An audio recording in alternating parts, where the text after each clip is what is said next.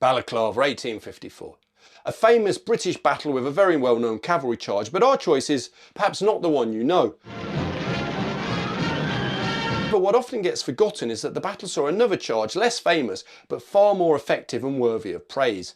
And that's the charge of the Heavy Cavalry Brigade. In short, between 2,000 to 3,000 Cossacks of the Russian army were threatening the British line, and the Heavy Brigade under Sir James Scarlett was detached to intercept them. They had about 800 to 900 men. Taking with him the 5th Dragoon Guards, the Scots Greys and the Inniskillings, he set off with the 4th Dragoon Guards, ordered to follow in support. In reality, by the time they reached the scene, the Russian cavalry had already been seen off by the determined defenders of the 93rd Highlanders, story I'll be telling again in the near future.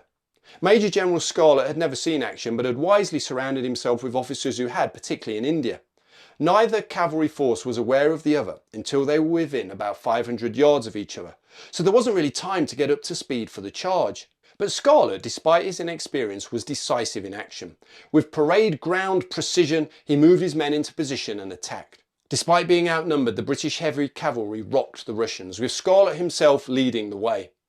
Indeed, Scarlett was right at the centre of the action, as he and a small party of his men penetrated to the heart of the Russian units and were for a moment alone. Scarlett is said to have suffered 5 wounds, with his ADC Elliot receiving 14.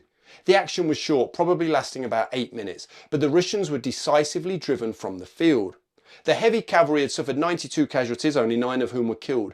Russian numbers are not known, but were surely higher. In any event, the 2 Cossack units were driven from the field of battle, and Balaclava was now completely saved. In a gruelling battle famous for one particular calamity, the heavy cavalry had done brilliantly and deserved to be remembered for their achievement.